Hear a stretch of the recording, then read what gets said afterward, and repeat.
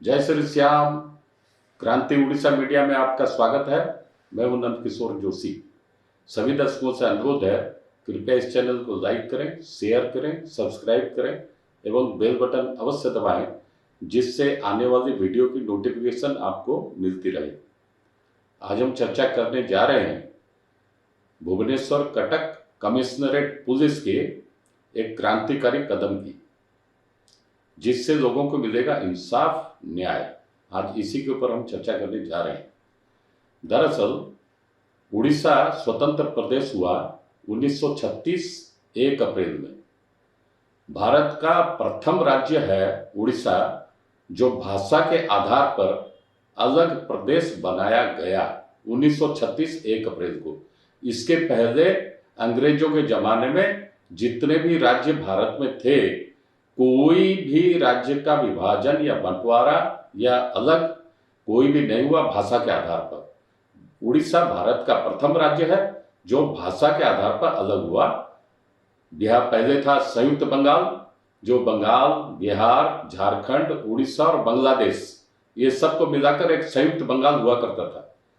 और 1936 में 1 अप्रैल में उड़ीसा यूनिफाइड बंगाल से या उस समय के बिहार से, खासतौर पर उस समय के बिहार से अलग हुआ।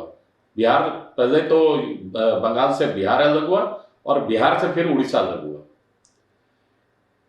1 अप्रैल उड़ीसा को जब स्वतंत्र प्रदेश बना 1936 में, उसी दिन उड़ीसा पुलिस की भी स्थापना हुई थी। कटक के बक्सी बाजार पुलिस ग्राउंड में उड़ीसा पुलिस की स्थापना हुई थी। आज तक भी जिस दिन उड़ीसा का जन्म दिवस मनाया जाता है, अर्थात उत्कल दिवस, उसी दिन उड़ीसा पुलिस वाले भी अपना जन्म दिवस मनाते हैं। बक्सी बाजार पुलिस ग्राउंड में उनकी पैरेड होती है और जो डीजी पुलिस उड़ीसा के होते हैं वो उनका अभिवादन स्वीकार करते हैं। आज भी उड़ीसा का police headquarter, Orissa police headquarter Cuttack में ही है। लेकिन अभी पिछले 12-14 साल से, जब से यह कमिश्नरेट पुलिस कटक और भुवनेश्वर में आई है, वो कमिश्नरेट पुलिस का हेडक्वार्टर भुवनेश्वर में है। पूरा उड़ीसा का पुलिस हेडक्वार्टर कटक में है, लेकिन भुवनेश्वर कटक का कमिश्नरेट पुलिस का हेडक्वार्टर भुवनेश्वर में है। उसी कमिश्नरेट पुलिस ने एक बहुत क्रांतिकारी कदम उठाया है परसों, कि जितने भी थाने हैं भुवनेश्वर और कटक में जो कमिश्नरेट पुलिस के अंतर्गत आते हैं, वो टोटल थाने हैं एक्चुअली 52। उनमें 32 थानों के अंदर पुलिस वालों के पोशाक पर बॉडी कैमरे लगाए जा चुके हैं। परसों से ये कार्यक्रम चल रहा है और कल तक की रिपोर्ट हमारे पास आई है कि 32 थानों में, थाने के अंदर जो पुलिस वाले बैठेंगे रिसेप्शन काउंटर में, लोगों की फरियाद सुनने के लिए, लोगों से एफआईआर रिसीव करने के लिए, वो चाहे लेडी पुलिस ऑफिसर हो चाहे जेंट्स पुलिस ऑफिसर हो, उनके पोशाक के ऊपर एक कैमरा लगा होगा।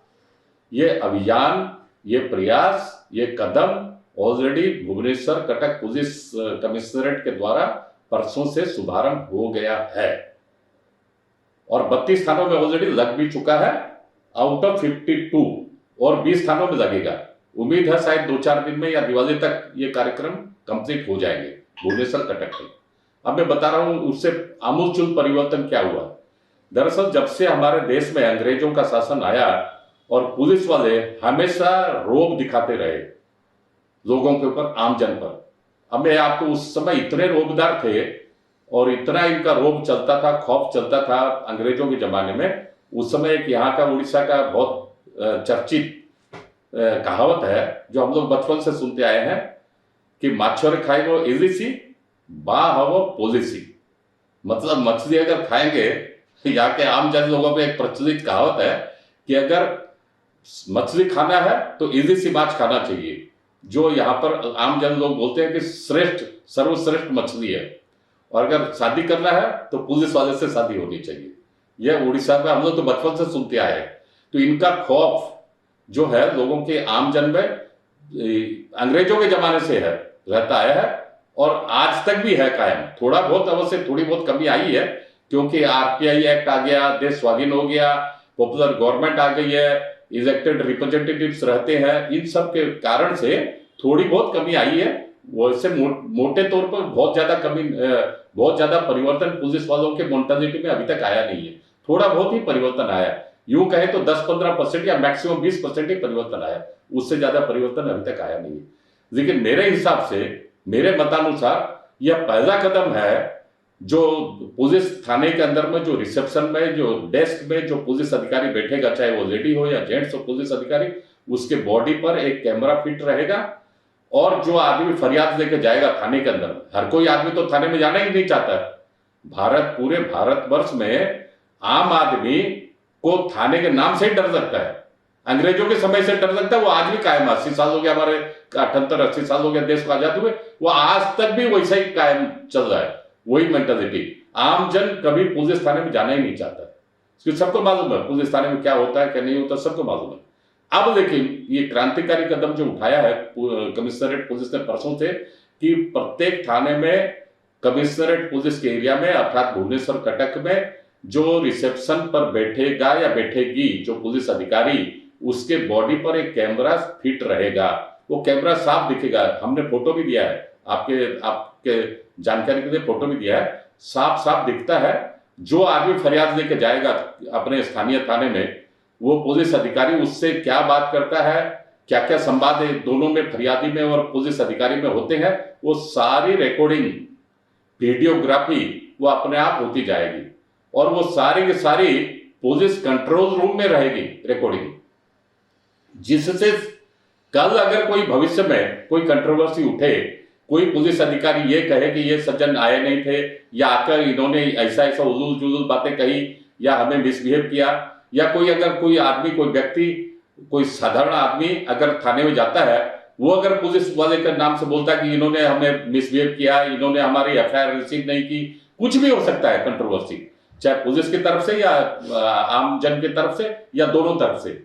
तो अब क्या है कि चूंकि पुलिस वाले के पोशाक पर, बॉडी पर कैमरा लगा होगा, और जैसे ही कोई आदमी एफआईआर देने जाएगा, तुरंत वो कैमरा ऑन रहेगा, और वो दोनों के बीच में, पुलिस अधिकारी और आम फरियादी के बीच में जो जो संवाद हुए हैं या उस दरमियान जो भी संवाद होंगे, वो सारे के सारे रिकॉर्डिंग हो जाएंगे, और ऑडियो हो जाएगा, वीडियो भी हो जाएगा, जिससे कि वो जो पुलिस कंट्रोल रूम में ये सारी बातें माने रिकॉर्डिंग होती रहेगी, जिससे कि भविष्य में कोई लिटिगेशन अगर होता है, कोर्ट कचहरी में केस जाता है, उससे ना तो पुलिस वाला कोई बोल सकता है कि ना मैंने ऐसा कोई मिसबिहेव आगंतुक से नहीं किया, ना ही कोई आदमी बोल सकता है कि मुझे अमुक का फलाना पुलिस ऑफिसर ने मुझे मिसबिहेव किया।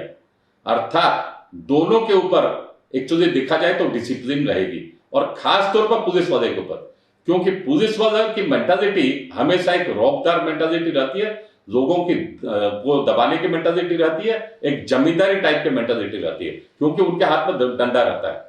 ये जो हुआ है, ये दोनों के ऊपर चेक लगे, कोई बदमाश आदमी अगर जाएगा थाने में, उसके ऊपर भी चेक लगेगी और पुलिस वाले पर भी चेक लगेगी।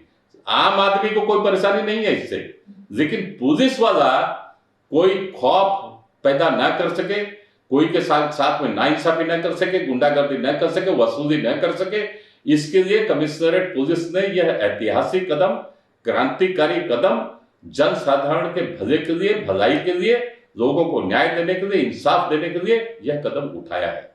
और अब मैं दूसरी बात भी बोल रहा हूं, अगर पुलिस वाला कोई थाने में अगर जानबूझ के अगर उसको समझिए डोरमेंट कंडीशन में रखेगा कैमरा को, या स्विच ऑफ करके रखेगा, वो बात भी मालूम हो जाएगी कंट्रोल रूम में। अर्थात अब दोनों ही परिस्थिति में पुलिस वाले को आम जन से कैसे भद्रलोक के जैसा व्यवहार किया जाता है, किया जाना चाहिए, वो हम उम्मीद कर सकते हैं आने वाले दिनों में। अब एक ये भी घटना ये क्यों हुई, दरअसल पिछले दिनों, मतलब करीब हो गया होगा महीना, 1.5 महीने या 2 महीना के अंदर, वहां भुवनेश्वर में एक भरतपुर थाना है, जहां पर एक आर्मी अधिकारी कैप्टन और उनकी महिला मित्र, वो दोनों आधी रात को पुलिस थाने में गए थे। उनको वो जो लफंगे लोग कुछ उनको परेशान हैरान कर रहे थे, वो बेचारे रिलीफ पाने के लिए भरतपुर थाने में गए थे, और भरतपुर थाने के अधिकारियों ने उनके साथ में उल्टा मारपीट किया और दुर्व्यवहार किया। ये पूरे उड़ीसा के, पूरा इंडिया में उस समय एक बहुत बड़ा इश्यू हो गया था, लगभग 1.5-2 महीने के पहले की घटना है। और ये केस भी अभी भी हाईकोर्ट में पेंडिंग है और इंक्वायरी कमीशन भी चल रहा है इस बात के ऊपर। इन्हीं बातों के मद्देनजर ये काम हुआ है कि भविष्य में ऐसी कोई घटना न हो, ना पुलिस अधिकारी कोई बदमाशी कर सके, ना कोई बदमाश आदमी कोई पुलिस अधिकारी के नाम से कोई इधर उधर बात बोल सके।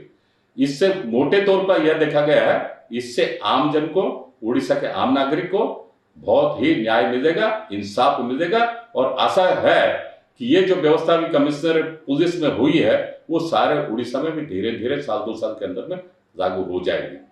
आज के अंक में इतना ही, अगले अंक में फिर मिलेंगे। जय हिंद, वंदे मातरम।